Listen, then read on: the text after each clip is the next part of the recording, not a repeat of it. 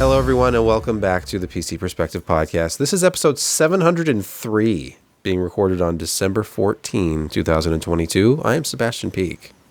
I am Jeremy Hellstrom. I'm Josh Walrath. I'm not padding the schedule, Brett Van Sproenberg. You can support the site and podcast distribution by going to patreon.com. Yes, PC Perspective is on Patreon. Did you know? It's patreon.com/PCPer, PCPer. And you can support what we do here, keep the lights on. We desperately need your help. I'm not going to lie to you. And if we thank all of our patrons for keeping this going, including Leon R. That's our shout out for this week. Thank you, Leon. Indeed. Thanks, Is Leon. he the professional? Appreciate it. I was wondering. He might be, and I guess if we don't behave, I think he's the Patreon donation is licensed to kill, I think. Oh, wow. It's a pity you've got red behind you, Sebastian. I never see the Never dog. see it coming. Never see it coming. I'm trying to be festive because I forgot, and then we decided, we're actually probably going to do a show next week, so it's all for naught. Anyway, and Josh got rid of his tree. Oh, no. Oh, my tree's still here. It's just Okay. the USB cord is really, really short. Maybe it can make a USB surprise powered appearance occasionally during the show. A surprise appearance. Mm-hmm. Special. It'll be special. By the way, Josh, Me? he uses this social media platform called Twitter, and he posts pictures of food on it, and he's going to talk about it now. Tech and food go together. They do. Like 'cause sausage? we all need both of them. Maybe we don't need tech, but sure, we need food. Yeah, no, Born in the Barn today had, I guess it's a regional special. I'm not sure what region it's from, but it's called the Skirt Burger. Sometimes you just like to say Skirt Burger. Now, you can't see it very well in this one, but essentially the idea is 2 patties, and when they fry up the patties, they then stack them and then pour like melted cheese over it, and it's all cheddar. And so you'll see there's a better picture of it. See that there? Oh, And the cheese that's a spreads out Wow. and it caramelizes on the bottom. So you get this crunchy, really interesting. I mean, it's flavorful still. It doesn't have anything really exotic on it. It's essentially a cheeseburger, but it's all in the preparation. So, yeah, it's a skirt burger, and I'm full. makes sense And now. I, My God, I bet you are. Yeah, it's a lot of food, and that's a lot of cheese. So it's cheddar. So enjoy. I did, and now I'm regretting it because, yeah, it hurts. But all good things do. I like to see their creativity, Josh. It's impressive. Yeah. Our top story this week is, of course, the launch of AMD's Radeon RX 7900 series graphics cards, and we received the 7900 XTX and the 7900 XT for our Oh, you skipped the review. Intel GPU, though. I know. It's All right, fine. I didn't have time for the updated A770 results. That's coming. I did appreciate how when you open the packaging, which was slightly more deluxe on the XTX, of course, than the XT, because this one had this little mechanism where it kind of lifted the card out. Or maybe It kind already of hands out. it to you. I can't sort of remember hands now it to you. if Hey, it here's the tilted GPU. forward or if it was already tilted. Anyway, as you open it, it says, "Welcome to the Red Team." When you close it really fast, does it sound like it's passing gas? Because as it goes back down, It's, it looks like a tight fit. I know some boxes do Yeah. that. I did not test that feature. No. Oh, That's too bad. follow up. Look at there's the family. There's the XTX. Wait, which one's the XTX? That one's the XTX? I can't remember now. You can only really tell when they're side by side if you're looking kind of down at them. Let me show you. Because the XTX is slightly taller than the XT.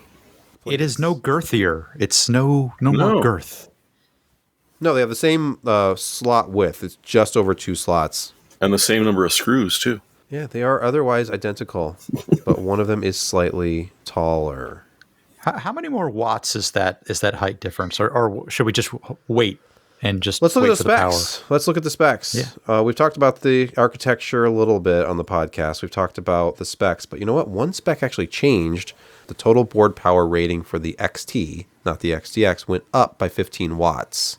I'm not sure if that's because they adjusted voltage right before sending out the cards or what. That seems likely to me, but anyway, total board power goes up from 300 to 315 with the XT. We will talk a lot more about power consumption a little bit later. But all the other specs are the same. And with the XT, you've got 84 compute units. And with the XTX, you get the full 96. Clock speeds are similar, although you get a higher game clock with the XTX, 2.3 versus 2.0 gigahertz. And the boost clock is theoretically up to 2.4 with the XT and up to 2.5 with the XTX. And clocks are a big part of this story because, as you can see just from AMD's slide here themselves, talking about the RDNA architecture, it is architected to exceed 3 gigahertz, an industry first. Well, they didn't do that. They hit about 2.5, although, some cards can actually hit 3 sporadically. Clock speeds with this seem to be all over the place. Mm-hmm. It's a little inconsistent. Yeah, I saw one story that seemed really radical, well above 3 gigahertz. I'm not sure if it's true. Yeah, 3.2 or 3.3 from the Asus card that's overclocked, but it doesn't sustain that. It's up and down. Anyway, and it does it in inappropriate times, from what I saw too. Well, yeah. The other thing is, and I don't even have it in here because I hadn't been putting the system into like a steady state and measuring just idle. But what I noticed was anytime I was measuring power draw on the desktop, the card was still pulling over 40 watts, and the XTX was often pulling 50 watts just on the desktop, not running anything. So yeah, they're. So are you talking Schrodinger's power draw that it doesn't actually pull power unless it's observed? It's like an idle power for no good reason. He is. High idle. Well, yeah, Intel Schrodinger's power. and AMD. Did Intel fix that? I haven't run those cards on the latest drivers. No, not yet. No, it's like 40 watts idle still for them. So AMD, Intel have something in common this generation. They both draw a lot of power.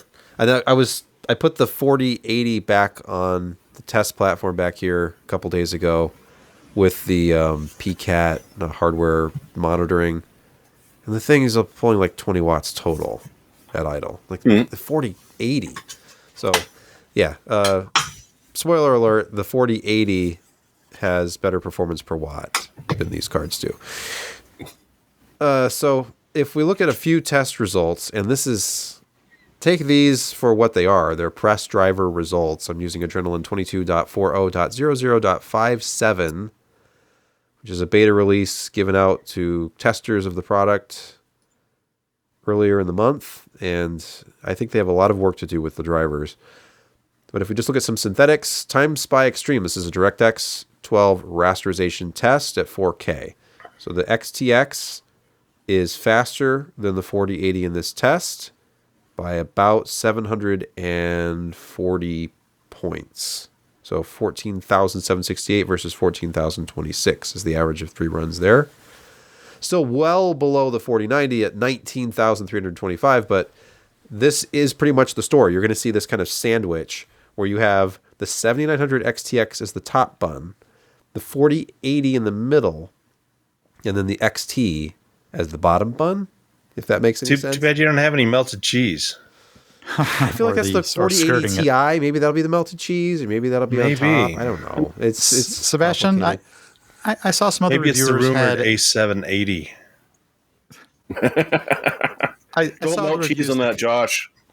I saw the reviews that had the XTX slightly below the 4080 more often.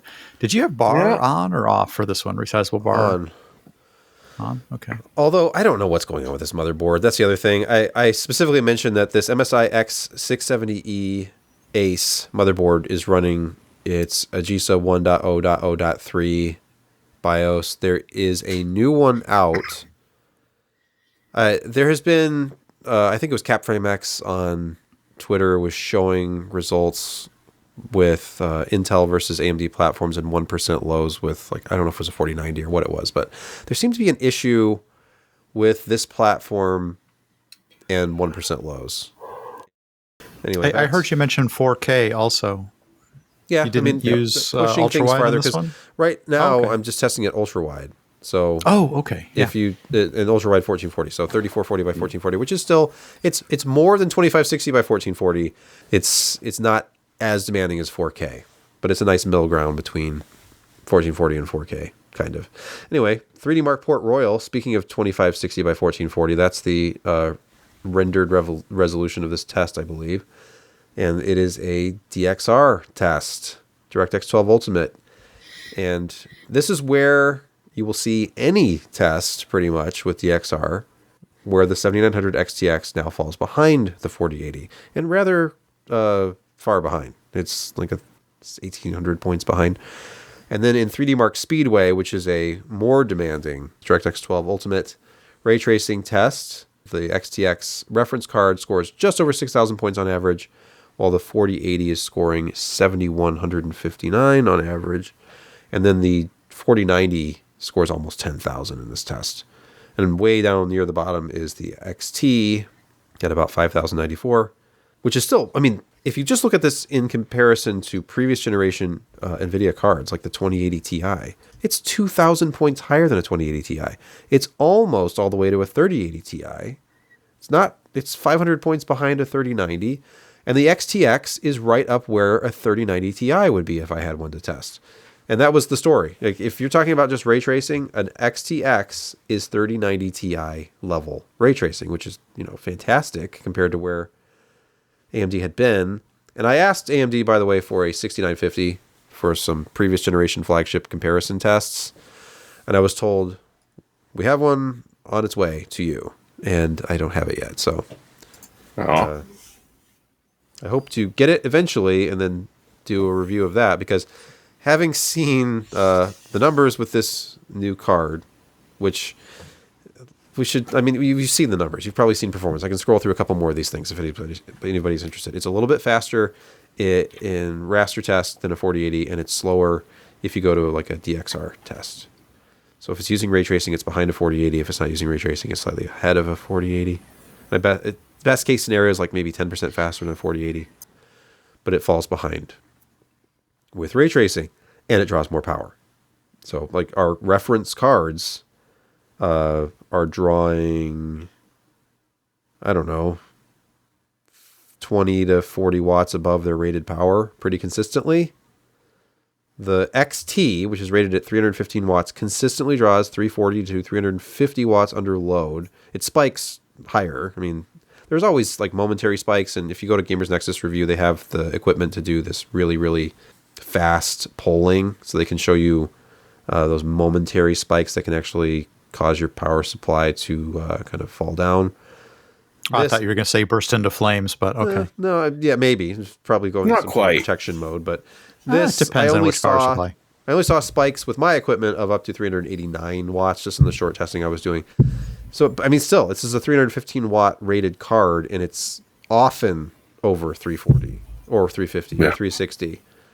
So, and then the XTX is up in that 370 to 390 watt range, and it's spiked up to 406 watts in my testing. So, they're not efficient, at least not with current drivers, not with current silicon. Not particularly hot, though. I had this impression just based on kind of like the heat coming off the card and the smell in the air when I was testing these. Like, these are hot. It smelled like a small space heater. It's just that kind of that new plastic and metal smell, which burned off over time. But the cooler was doing its job. All the hot air was leaving the cooler and staying away from the GPU, because I only saw, like, hotspot only hit 79 in my testing. I've seen this corroborated around. These are not hot running cards. At that power draw, that's impressive. It is impressive. It's a very good cooler design. Yeah. Gamers Nexus pointed out that the ramp is pretty fast. It goes up to pretty much full rather quickly.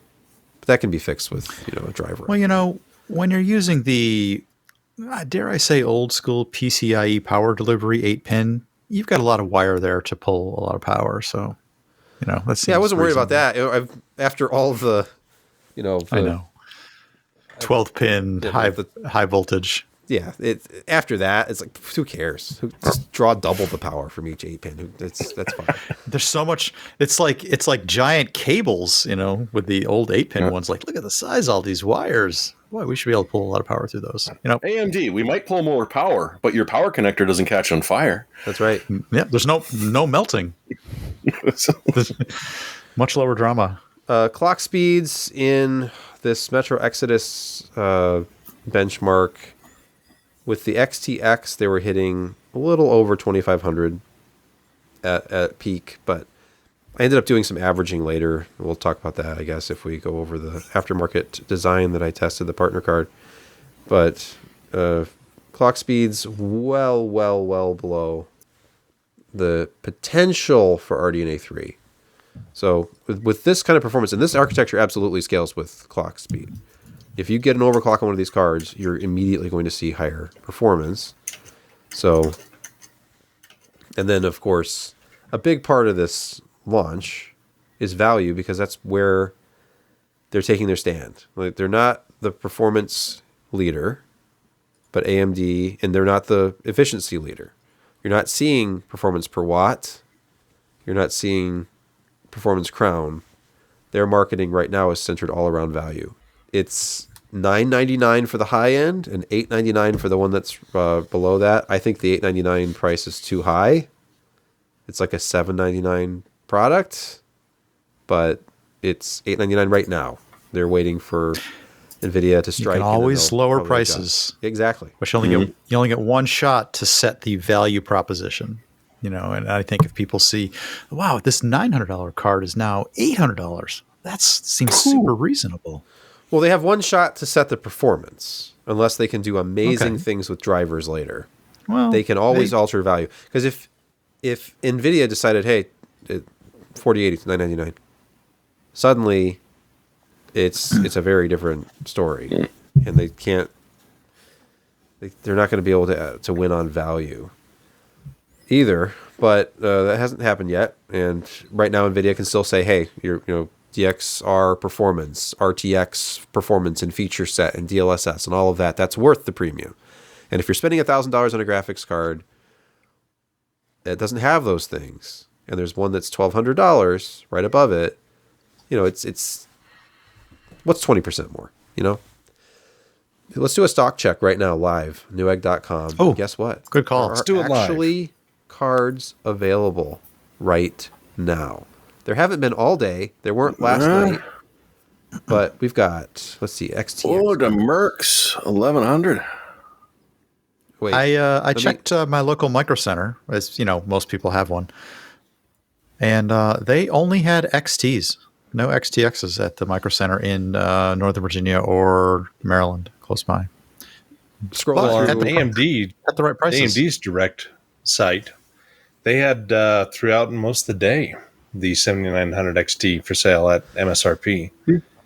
I mean, it's gone now, but yeah, it was surprising how long, and I think I tweeted about this earlier, is that I'm actually really kind of happy about how people are using their wallets to tell companies about their products, because at launch day you used to not be able to get anything, right? And the 4080, there was hours and hours and hours and days after you could still buy them, and now the 7900 XT is not a great value at $899 for the performance you get. And like you said, $799 price point is a lot more palatable, because you can get a 6800 XT for around $599, I think now, and You dip into the mid fives, yeah. If you're hard and enough. that's an outstanding performing card for now that price, compared to what these top end new products are. It's not always going to be the same, but yeah, if I were to build a computer for somebody right now, yeah, I'd probably just get like a 6700 XT for them, because it's damn near 3070 performance and about $400. So there. Yeah. It's all bad. It's all bad value up at the top, and it's getting even worse. I mean, just because, 4090 is $1,600, but it actually performs. 4080, bad value. 7900 XTX, not great. 7900 XT, really not great. So, there's going to be some big meetings going on at the graphics firms and talking about throughput and wafers and costs and what they can do to actually sell these parts, because right now it's odd that they aren't moving, especially in the holiday season. And I think, maybe consumers are just tired. I mean, inflation's going out of control worldwide. We've been in, the last 2 years of COVID, people trying to get a hold of stuff and be so incredibly frustrated that they're just done. I don't want to buy anything. I'm tired and cranky, and I'm not going to take it anymore. Okay, maybe I will. By the way, I wasn't really paying attention when I scrolled through Newegg earlier. There are a bunch of cards in stock all the way up to the $980 price point, but they're all XTs. There are no XTXs for sale. They're all out of stock. So you can buy a $980 XT, but you cannot buy a $999 or higher XTX. And of course, I think part of that, there was a comment in YouTube a bit ago, and it makes sense that there be more XTs because XTs can be defective XTXs. It's the same GPU, so you just disable one memory module, and you don't have to have as many CUs active, and it doesn't have to clock 16 CUs. So, Yep.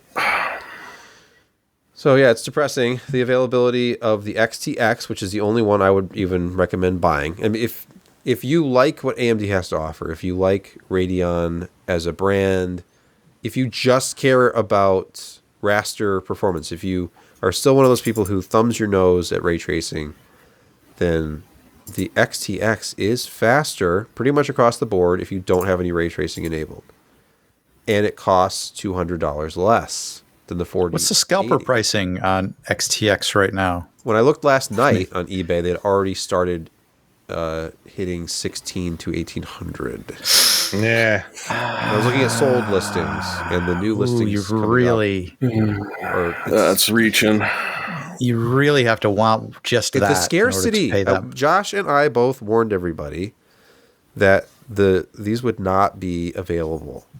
It's how many launches have we had in the past where the yields weren't there, and it was hard to buy the flagship part for a while. It might take a few months for supply to catch up to demand.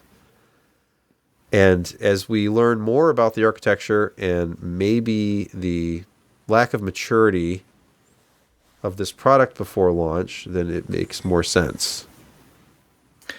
I did read that stock levels did hold out for literally hours. I think that they did have good yield. Maybe not ideal, and clearly the idea that... Go ahead. I think it's more Josh's point that people were not snatching them up. Really? They were snatching up the XTXs. Well, okay, fair, yeah, but nobody wants the XT, and I don't. Why would you? Why would you? Close. It's too close. They should have segmented it more. $100. Make the XTX $1099 and have the XT at $899. Then it makes sense. If you weren't willing to sell the XT for less than $899, you had to make the XTX more expensive. They wanted to hit that price point. They were very clear with us at the Tech Day event in Las Vegas at the beginning of November that $999 was the goal. This was the price point. I think that they made that decision after they figured out that they couldn't compete at the high end. But for their second fastest card that you can buy, they wanted $999. And you can't have two cards $100 apart like this, because then the partner cards start to overlap the price, and they're doing the best they can. I'm sure that XFX, which makes the first partner card that I've had a chance to look at, the Merc 310 Black Edition of the XT, this is a $980 product. So as overbuilt as this is, as nice as the design is, and the cooler is really, they say it's the best product they've ever made in 20 years of making graphics cards. And this goes back to when they made NVIDIA graphics cards. And I believe them. I have used and held and examined previous XFX designs. While on the surface this is reminiscent of even last generation's card, it does not feel that way. It's heavy. It's smooth. It has like this premium look and feel to it. The entire back of it is this piece of aluminum that wraps around the rear. It's not quite to the level of an NVIDIA Founders Edition card, but it is a very well made, very solid feeling design, and it's very cool and quiet. It has 3 larger fans this time. The 310, like Josh was saying last week, I think is 100 millimeter fans instead of 90 millimeter fan. And it's great. And you can actually see here that they're using the same cooler for both XTX and XT. There's a third 8-pin on the XTX that we don't have here on our XT. And yes, that means that power draw is higher with this card than a reference. And everything about this card is designed really for that high end, but noticeably outperform the reference XT. Time Spy Extreme goes from 12,608 to 13,312. You actually leapfrog the 3080 Ti in Speedway. The DirectX Ultimate test goes from 5,094 to 5,339. It's consistently outperforming a 3080 Ti in DXR. So that's something. And that's just with higher clocks. That's all they did. It's higher clocks, better power delivery. Here's another example. Conspiracy from the power supply companies. Dirt 5, it only went up about 5 FPS. It's big power. Big power conspiracy. Here's a DXR test. It's big power. Metro Exodus Enhanced Edition is a ray traced title. There was their ray tracing update to the game. And it goes let's see. It was actually quite a bit faster than the 3080 Ti in this game. Faster than the 3090. In fact, now it's the XT that is at 3090 Ti level of performance. And then you have the XTX above that. Ooh. So it's significant. And if you look at the clocks, look at this. The clocks are a full 150 megahertz faster in the same Metro Exodus test across the board. I did forget to ask whether you push the clocks on the reference cards at all. No. I did a little bit of overclocking testing so far on this aftermarket card. I have not tried to do that with the reference card yet. But 150 megahertz across the board. The average, I did 10 runs of this in this chart here, in this final run. I'm like, it's at temperature now. It's been running for a while. So I averaged the final run, and the average with the Merc card was 2,492 megahertz, and the average with the reference was 2,347. So almost exactly 150 all the time. And a little bit higher power draw, though, 30 to 50 watts higher power draw, though. So we're almost up to XTX level power draw now. Yeah. It just seems like the first run of chips, they would not have done any binning on them, and the partner card would have been potentially just as good. It just seems like you'd be able to get at least 150 megahertz, out of the reference design as well, if XFX can.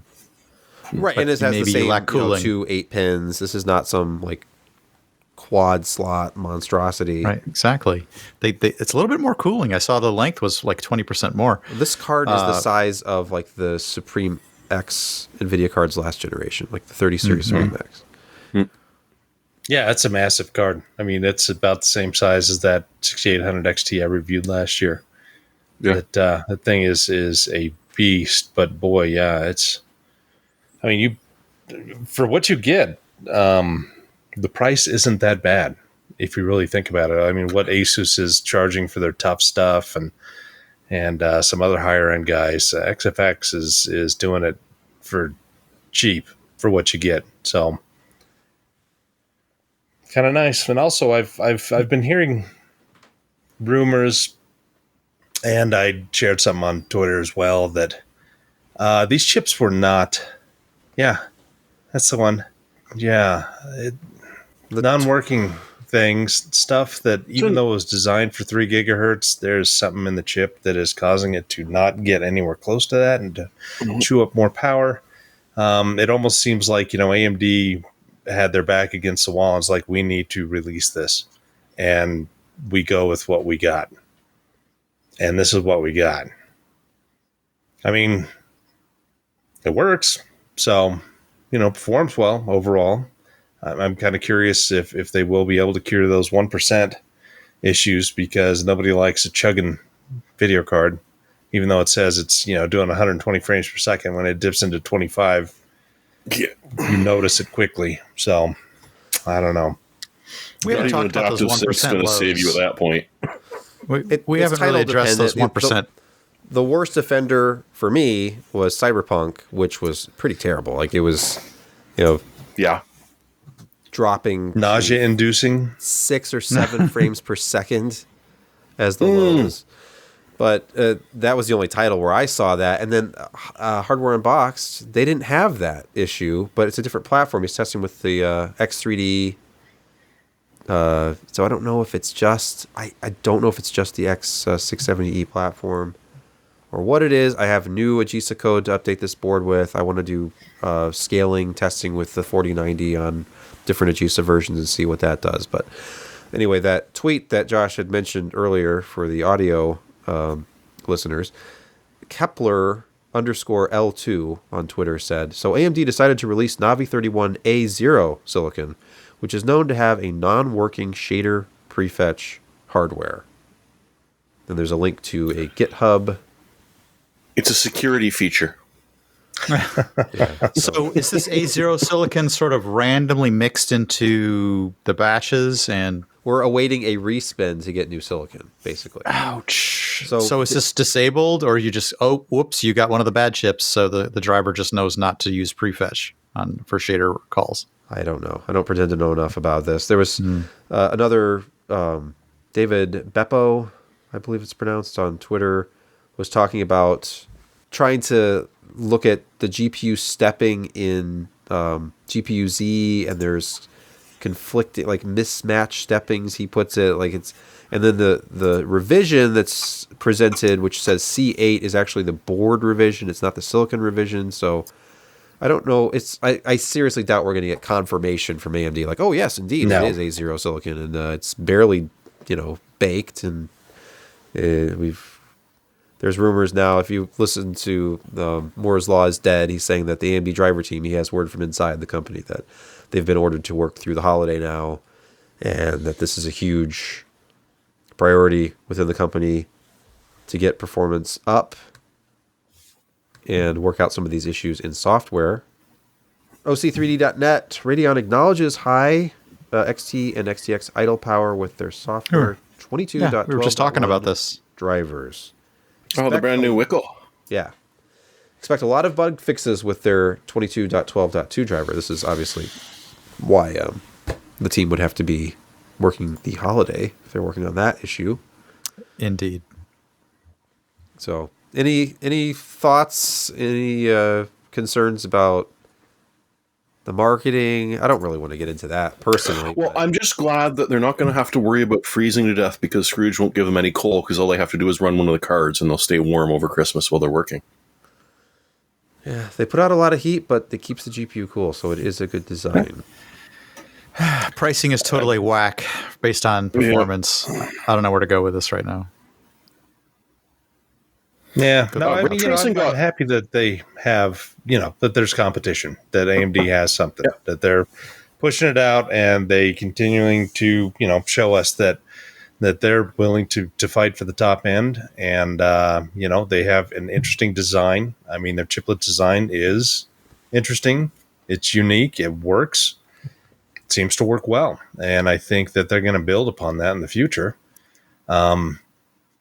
And they've got a bit of a head start against Intel and NVIDIA when it comes to this kind of technology, and I think they'll put it to good use, and they will continue to evolve. And again, they're a couple of steps ahead of the rest of the competition. I know that Intel has the Ponte Vecchio, many chips on a substrate, and but for a mass-produced consumer card, it's like AMD and HBM back a couple of generations ago. They were the first to dive into that pool, and it hasn't exactly worked out, but the same technology of an interposer and multiple chips, I mean, it's being used now for this product. So, we probably won't see HBM in the consumer space again anytime soon, just because it is more expensive. Even though, it is a great technology, GDDR6 and the new, 6E, I can't remember the one, the Micron that came out. that will continue to be a cost-effective solution for a memory controller, and the way that chiplets have evolved, you can put 6 to 8 of these memory controller chiplets on there, and everybody's happy. So, and it, as you mentioned as well, I mean, the flexibility of being able to disable one of those and make a lower-end card, and still works fine. As far as we know, they could have a blank die in that one. I don't know, structural wise. So no, it's neat technology. Glad it's there. Just wish it was more affordable for people. And I think a $799 XT product is far more interesting, and probably would have sold out by now. That's the thing. If NVIDIA's next card, whatever the replacement for the canceled 4080 12 gigabyte ends up being, if that comes in at $899 and is faster than the XT. Oh, yeah. I feel like, unfortunately for us, AMD launching at $899, which I always thought was kind of a placeholder price anyway. By the way, here is the AMD.com new low price for the RX 6950 XT is $799, which it's mind-blowing. Right now, I would get that over the 7900 XT. I mean, they are not that far apart, those two cards. And in fact, you'll know soon enough. You'll get one. In some cases, from other stuff I was looking at, the 6950 XT can even be a more efficient card than the 7900 XT. So I would buy the monolithic, tried and true 6950 XT at $799 or less, rather than having to pay $900 or more for a card that barely outperforms it and may or may not have like power draw issues and other problems. Driver issues. Yeah. I'm not spending the big bucks to get the XT. I would risk it on the XTX, but I don't know. It's odd to me. And it's all a joke because I don't have $1,000 anyway to spend, much less 12 or 16. Any more on the subject, or shall we move on? Move. Okay. We are going to pause instead. We're going to pause here for a word from our first podcast sponsor this week. You know that having a good working business team takes plenty of effort. You can help your team towards that goal by driving efficiency. Take a look at some of your current software tooling. Does it scatter information and communication channels in different directions? Let's talk about what Coda can do for you. If you want to eliminate the loose ends that can slow down your team to a crawl, pool your resources and put everything into Coda Docs and see how easy it is for your team to get it all together. Once you work in Coda, you can stop asking things like, hey, is this the latest revision? Where do the performance stats live? Hey, we're maxed out on licenses. Can we get the usage reports? Or what's the status on the media buy? Or what was the decision on that? This kind of confusion and accompanying limitations are what you get when your work products and processes are spread out across a bunch of tools that are supposed to support your team, but really, they hijack your collaboration flow and slow down your team momentum. Coda centralizes your work, no matter the format, so your team can cooperate without roadblocks. If you want better collaboration without the aggravation, Coda is the all-in-one tool that's going to make a difference. And you can start right now for free. Head over to coda.io/PCPer. That's coda.io/PCPer to get started for free. We're back, and let's talk about a new Ada 64. That's right. Every time you have a new product launch, you've got to update Ada 64. And they did. That being Final Wire. Yeah. But they gave it more love than just like Thomas. Still. Thomas. Good guy, Thomas. It's more than just your brand new Navi 31, though. They did a whole bunch for like B760 or B760s, Z690s, because some of the newer ones, like they didn't quite get the temperature sensors correct. So this new update is going to take care of that. A whole bunch of new stability tests for your brand new Ryzen processor, if you bought one, for AVX 512 and just the basic AVIX. And the stress test, which is actually probably one of the best benefits of this, now draws 14% more power. And when you're doing a stress test, the more power getting fed in to see how stable you are, the better. If you've never tried it, it's worth try it. They give you a month for free. It's impressive. It's a good tool. Let's move on to some videocards.com coverage. Our friends over there have a story about the 13th gen non-K CPUs, which are coming, and they are apparently 28 to 64% faster than 12th gen, according to leaked tests. Now, I don't know about this whole Twitter data mining sourcing trend that we've had for the last few years, especially considering what happened with, who was it? As a digression here, Greymon something, Greymon 55. We had referenced them several times over the last year. Videocards.com had cited them a few times. They deleted their Twitter account Oops. a week ago or so. And slunk away into the darkness. Yeah. Apparently they were just pulling stuff out of their butt, and then when the actual product came out and the specs and performance are not what they claimed they were going to be, they just deleted their account and disappeared. There's no I have a theory consequences. this is just like some 14-year-old kid who's like, okay, game's up. I don't want to deal with the aftermath. Yeah. That's never happened before. Because now we're citing, according to test results shared by Chai11E the dog, I guess chilled dog. Chilled dog. The Intel CPU update will bring considerable performance boost to 65-watt desktop lineup. And then they have a photograph of a spreadsheet with a graph. And it's a photograph of like a LCD screen. So who knows? What, you're not With a buying into this? 10% written there. And not this buying into this? close up with what is that? What is that effect? Well, the called? first Nice graph, the first graph was single core. This graph you're looking at is multi-core. Yeah. So single core. According to what? According to somebody's Intel spreadsheet or Intel spreadsheet? Yes. According to spreadsheet. their Cinebunch. This story. How hungry are you? Rails. It's cereal. Yeah. Let me just say that Twitter again. leakers, please. Let's just wait till the damn thing comes out and then. You're gonna want to start Test it. testing with an Intel platform, is what I think. Hey, speaking of AMD and memory, Corsair. Yes. Now you know the sweet spot, if you've been listening to us, is DDR5-6000. Just get yourself a kit of DDR5-6000 if you're on AM5. It doesn't really matter what the latency is, unless you're some kind of a memory nerd. You care about memory benchmarks, CAS 32, CAS 38. Just get yourself the 6000 because then you have that one-to-one F clock to memory frequency that you want. Although it's more of a moving target with this generation, but yeah, still. This is very low latency, though. I mean, for what it is. Oh, God, yeah. 30?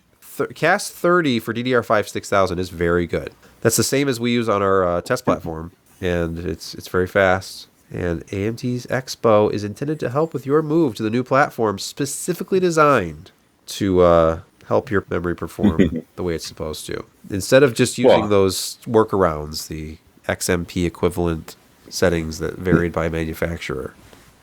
It is nice that they... Yeah. Well, and as AMD usually does, it's open standard, so in theory you could actually use this on your Intel platform as soon as they decide to support it. Yeah, but it's easy enough to do it manually because you have all the timings and the voltage right there on the label. But yeah, I have found that depending on the motherboard, sometimes there is Expo support and sometimes there is not. But some vendors, I think, are supporting it on the Intel side, just on their own. But Tech Power Up, like they did it manually afterwards, and the amount of time that they spent doing it manually versus the tiny little gain that they had, it's like, no, Expo is pretty nice. This is pretty high voltage too. I mean, to get 6000 CAS 30, they're pumping 1.4 volts into this versus JDEC, 1.1 volts. Would you have felt brave enough to manually push 1.4? I mean, if it says it handles 1.4, sure. 1.399, but I mean, let Expo do it, but I don't know if I would have manually turned it up to 1.4. That's what I'm saying. Now, this is where you get into the territory of why bother, because we're looking at gaming results at 1080p. Yeah. And the 6000 CAS 30 set. Battlefield 5, you're getting 260.07 frames per second. But 6000 CAS 40, only 259. You're losing one frame per second. That's a difference you can feel. The scaling is very small. Well, it's memory. What do you want? I know it can affect things like your lows. It's latency. Some games are more latency dependent than others. Some applications, but yeah, the scaling isn't huge. There's basically no scaling here. There must have been a GPU bound at highest graphical preset, the 3080 Ti in Forza Horizon 5. There was basically no scaling at all with memory. Okay, yeah, memory. Testing memory is hard. I'd still rather do it than test networking equipment. It's boring. Yes.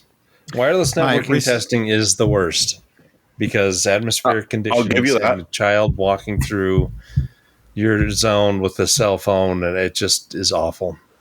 Don't do it. My recently invented Cinebunch testing in the new serial mode would have turned up the memory latency difference. You're giving Sebastian flashbacks here to his first move. I did this preliminary work to try to do network testing in the house, and I went around with a laptop, and I had an application open that showed me the signal strength and all that stuff, and I was like recording these values in these different parts of the house and labeling the values, like, front left corner of living room, back left corner of living room, front right corner of living room, middle of living room, bathroom, kitchen back counter by oven. I had all these different things, and and then I realized, wait a minute, I've actually got to wait, because then it'll reestablish and it'll renegotiate a speed. So sometimes the doing MIMO or doing multi antenna. Yeah. So sometimes the signal strength was just as high, and I wrote down, this many decibels, and then oh crap, it had stepped down to a lower speed. And that's why I had the better connection, I think. But it's painful. And then my house isn't going to be like your house, and my walls are different from your walls, unless you're in a 1929 Cape Cod with lath and plaster. Yeah, boy, we are just going off on segues left and right. Josh, you should have hosted the show this week. Let's quickly. I saw a Segway repair shop on my way to work yesterday. I didn't realize that was still a thing. That's all I had to say about that. Okay. Yeah, there's still a place that repairs it. Speaking of segues, we're going to segue into this large technical story about support for Windows 7 and 8 is finally ending in January, including Microsoft Edge. We're sorry. Huzzah! If you love Windows 8, if you love Tiles, if you never even upgraded to 8.1, then sorry. It doesn't matter. It's over. They want you on maybe 21H1 is included in that too, by the way, if you're Windows 10. Oh, no. Yeah, 21H1 is a month out. Yeah, the very last recognition is 21H1. Mm-hmm. Yeah, but you know what? People used Windows XP long after it went EOL. They still are. Check out your bank or your hospital. I used Windows XP all the way up until Windows 7 came out. So, I think a lot of people skipped Vista. And ME. And I didn't have enough power in my system to really notice the difference. I had a 32-bit operating system, so what? I had 2 gigs of RAM anyway. Comment out of the YouTube chat is Gavin states that Win 7 is still about 10% of the world's installs. How many millions of machines is Probably, that? Yeah. How many millions? Many millions. Oh, God, yeah. No, and it's all... And that's 7. Well, because it was embedded, right? XP embedded was actually decent, and so they just kept it. Okay. And will not move. Think of that the next time you use an ATM. Let's pause here for a word from another podcast sponsor this week. Have you ever been surprised to find a semi-mysterious charge on your bank account or credit card statement, only to suddenly realize that you actually did sign up for something? That's money you've already spent on something you didn't use. Could be the local gym, a lawn care service for a place you don't live at anymore, or more likely, some sort of online content access you're not using. Hulu, Prime, some random news site? How much are these unwanted subscriptions really costing you? This is where RocketMoney, formerly known as Truebill, can really help you out and take control. This app shows you all your subscriptions in one place and can cancel the ones you don't want. Simple. Aw, yeah. RocketMoney might even find ones you've been double charged for. Nice. No longer want a subscription? Press that cancel button on the app and RocketMoney takes care of the rest. Get rid of useless subscriptions with RocketMoney now. Go to rocketmoney.com/PCPerspective. Seriously, this could save you hundreds per year. That's rocketmoney.com/PCPerspective. Cancel your unnecessary subscriptions right now at rocketmoney.com/PCPerspective. We're back, and we're going to move right into the security corner portion of our podcast, which I know is extremely popular with dozens of people. Apple fixes actively exploited zero-day security vulnerability affecting most iPhones, writes Zach Whitaker at TechCrunch. Well, Apple is very, transparent when they push out an update. Like, say, the one that just hit out at the end of November. It was just sort of, there's an important security update, so you should probably do it. Well, we finally found out that it was WebKit was pretty screwed. There was a 0-day that they found actively exploited in the wild, which, if you're using Safari or anything else, was able to just sort of run malicious code because it felt like it. La-di-da, la-di-da. Yeah, no problem. Come on in. Just gonna, yep. So if you haven't updated... It was 2 weeks after they released the... I think if I remember the article correctly, they released a patch, and then it was 2 weeks later that they finally said, oh, yeah, we patched that, and here's what it was. Yeah. So there's a real discrepancy between them admitting and talking and addressing and addressing the patch, and then finally admitting about what it was. They still haven't really kind of brought that together and started to come a little bit more clean. It's the Apple way right now. It's not just phones that have problems, because Microsoft digital certificates have once again been abused to sign malware. It's a story by Dan Gooden at Ars Technica. I had to resist the urge to be snarky about how can you tell, but okay, all right. Any more on this? No, it's just like... Oh, did you want to make me... Yeah, it was just... Okay, that's fine. It's good. It happens so often. I mean, you could just fill in from another podcast. Are they using AI for this again, or what is happening now? This one I didn't read. This one I got off of a Jeremy. Also, I thought it was a Jeremy thing. Oh no! I mean, I probably sort of mentioned it slightly, but yeah, it's just drivers have access to your kernel directly, so you wouldn't want to worry about unsigned things hitting it that Microsoft is totally saying, oh no, they're fine, it's perfect, just go with the HCW or the HCP, it's great. But yeah, move on. Where do the malware purveyors get a hold of the signing certs? How do they do this? Well, I mean, you have to be able to get a hold of a signing cert to be able to...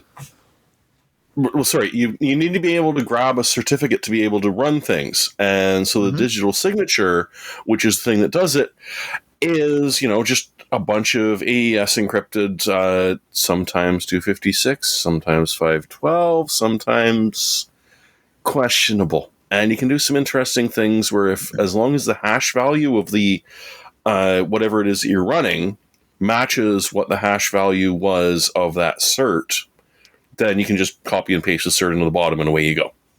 Oh, so they've come up with an equal hash value. Is that what you're saying? I didn't actually understand. Okay, cool. They didn't really fully explain it, but that is my assumption. Mm-hmm. Okay.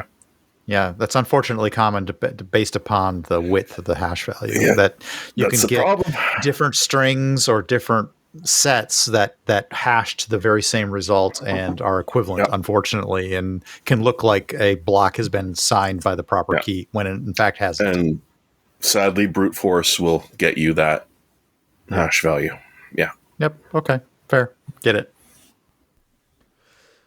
Another uplifting story comes from OpenWRT. There's a security advisory.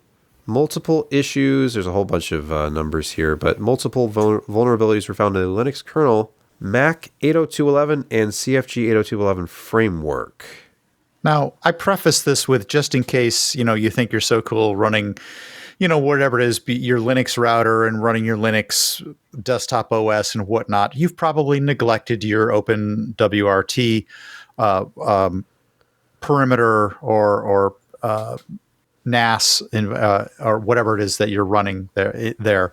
You need to address that as well. And the built-in upgrade is insufficient. The OP or the OPKG upgrade, you have to completely blow it away and put in a new environment in order to pick up all of the patches that you need. And these are ways to get your WRT device completely owned.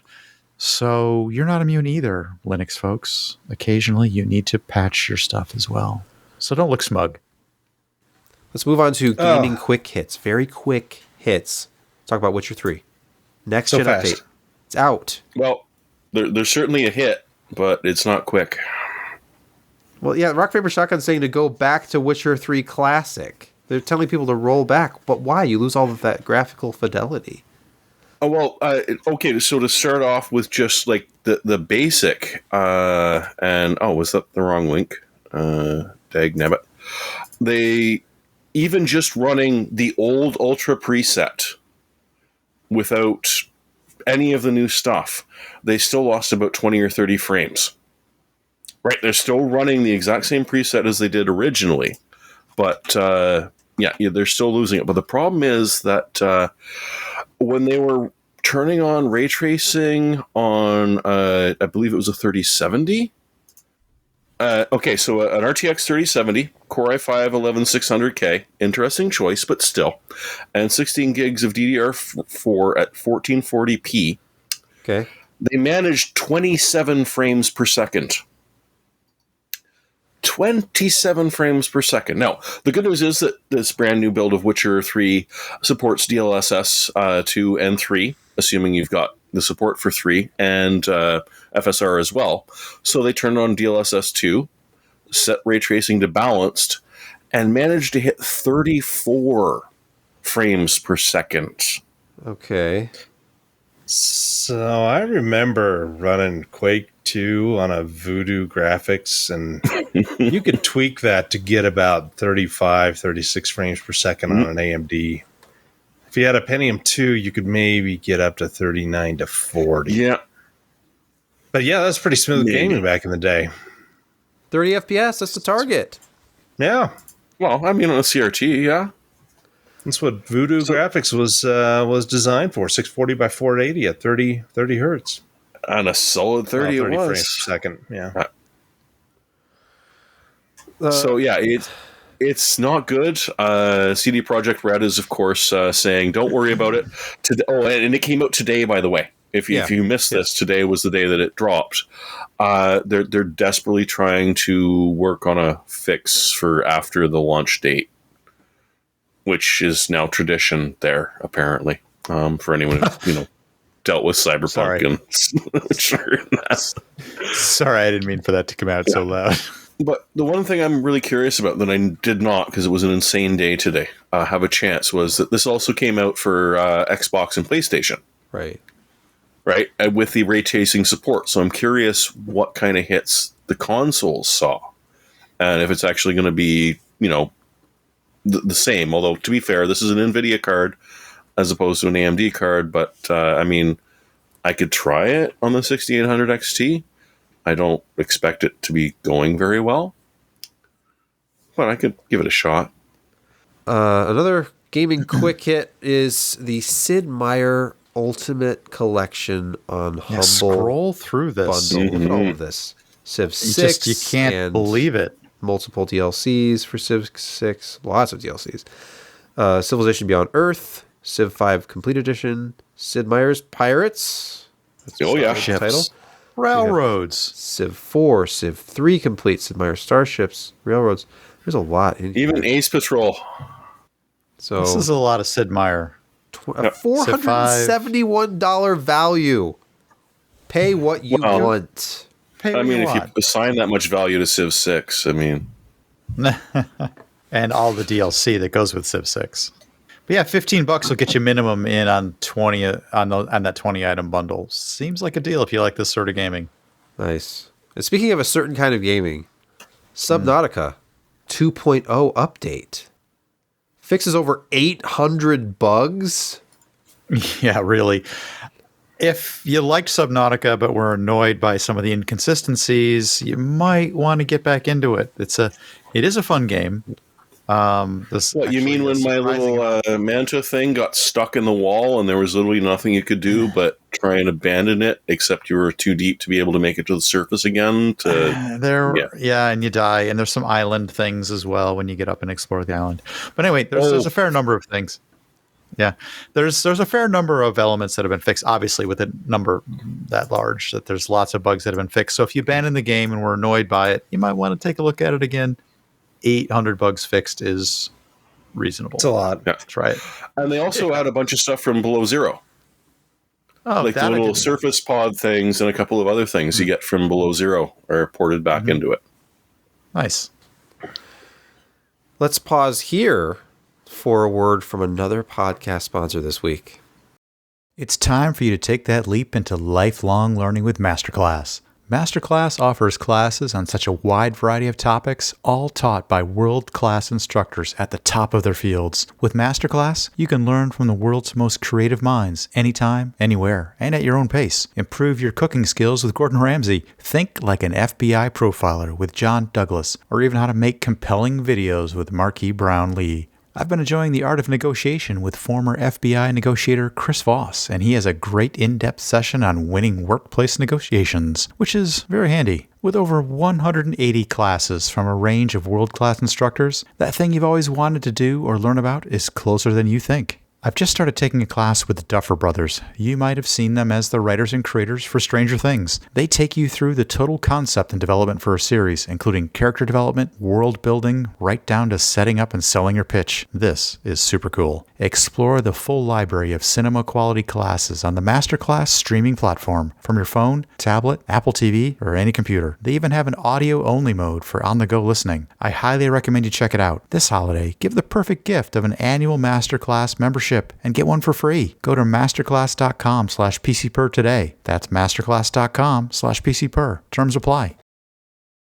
We're back, and it's time for Picks of the Week. And Josh is going to get us started, as is tradition. Gosh, these Fire TVs are pretty high quality TVs, and they're absolutely dirt cheap for, less than $800 for a 65. I think that there are other coupons involved that may take that even lower. So it's just insane how big and how good of a TV you get. Now, the only problem is that it is a 60 hertz, native. So you don't have the actual 120 hertz. It does have that strange, interpolation flashing thing to give you, the smoothing, but smoothing sucks. Is this But yeah, full it's- array Yeah. backlighting? Yeah. The picture here shows individual. Wow. I don't know if it has local dimming or not, but at least it's not. Yeah, it edge says lit. local dimming. Oh, nice. Wow. 65-inch, $799. This I would have. That's not bad. That's amazing, actually. Huh. Yeah. 65 inches with local dimming. I mean, Yeah. I wonder who makes this for So them. cheap. Is this a Vizio TV? Probably. Yeah. Or an HCL, I don't know. Oh, yeah, that's true. Jeremy, your pick this week. God, I had almost nothing, but for Canadians that are watching the show live, there's actually a really decent deal on right now for G502 SE Hero. It's significantly even less than half price. It's gone from about $100 Canadian to $40 Canadian, but it's today. So either buy it now or forever hold your peace.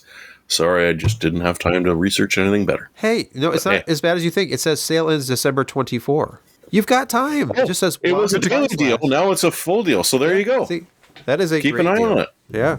It's a really good mouse.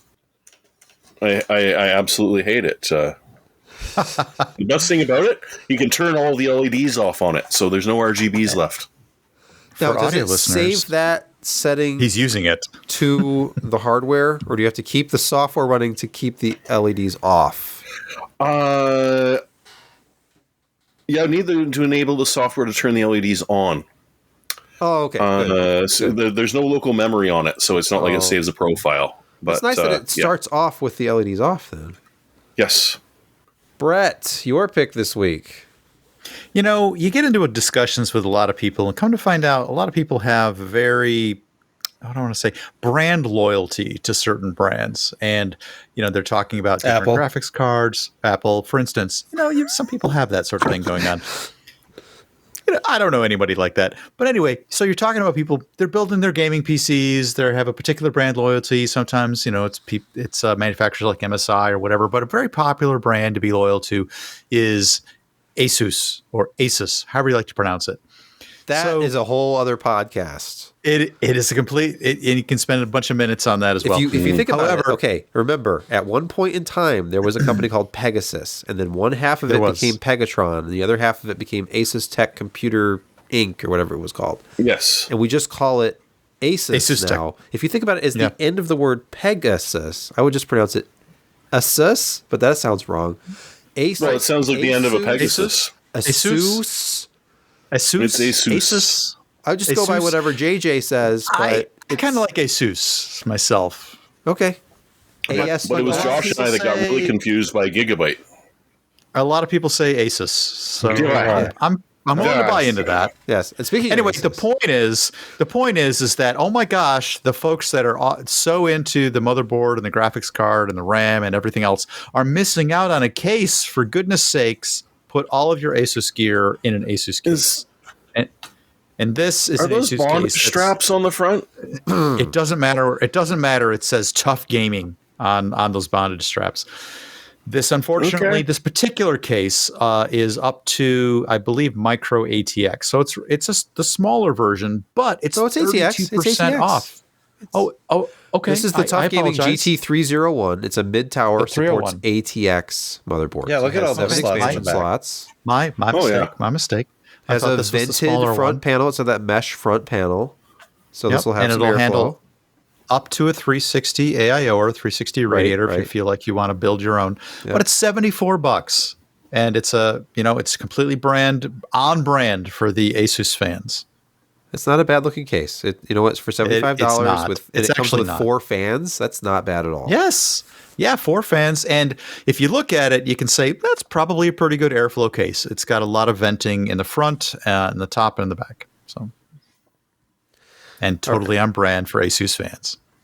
My pick this week is a card that I haven't really even thought about at all. It seems to fly under the radar. And it is It's going to be a Turtle Beach card or something, isn't it? No. This is something you can actually buy today. It's not overpriced. I'm at Best Buy's website right now. They have an XFX Speedster Swift 309 Radeon RX 6700. Not the XT, though. It's just the 6700. It's currently selling for $319.99. Now, you might ask yourself, well, 6700, that's probably the same performance as a 6650 XT, right? Thereabouts. And it's actually not, because I do not have one of these to test, but I looked around and there was a review from very recently over at Tom's Hardware where they finally got their first look at one of these 22 days ago. They got a Sapphire card. The apparently list price on the base model is $299, or at least that's what it was when they published their review. This was around Black Friday time frame. But look at the 6650 XT. 8-game average at 1080 Ultra was 86.2, and then the 6700 non-XT was 93.8 across the same games. But where does the ARC 770 fall on this? Just, readers want to know. It falls just below. Okay. No, actually, no. It's right there. Yeah, look, it's neck and neck with it. Okay. Wow. This is an interesting question. All right. Okay. Let's explore that. If on the Intel side, you would get, for $349, 16 gigs of memory, about the same raster performance, but AV1. And with this card, you don't get the AV1, but you probably get better overall driver support. That's an interesting question. But an RT performance, that Intel card is up to a 3060 Ti. Yeah, I'm seeing that here. Type level. Yeah. Maybe I shouldn't be recommending this. I just thought, we keep on talking about these $1,000 cards. For $300, you get quite a bit of GPU. But suddenly Intel gigs of memory. Intel ARC comes around and smacks you right in the face. What are you going to do? Yeah, it's just Intel ARC. Buy an A770 today. They're $349. They have 60 gigs of memory. And we should end the show because I can no longer breathe out of my nose, and I probably can hear that even worse than usual. Sorry, Josh, you're sick. Give me an outro, please. It's been a long day. It's been a long week. I probably said that before, but as I get older, it is true. The the days are long and the years are flying by. Shorter. Yeah, something like that. But this podcast has not flown by. It was segue after segue after segue. And so, I mean, if you like, the Mike Leach style of talking about things, rest in peace, Mike. You were Yes. a unique individual. But Raise drink to that. no, this has been painful, kind of like hemorrhoids pain. I mean, it's not killing you, but it ain't fun. Okay. But luckily, you have something you can do. You can turn us off. So good night. Yeah, thanks. Hopefully we didn't turn any viewers That's off wise tonight. advice. But yes, thank you so much for that. I'm going to end the recording.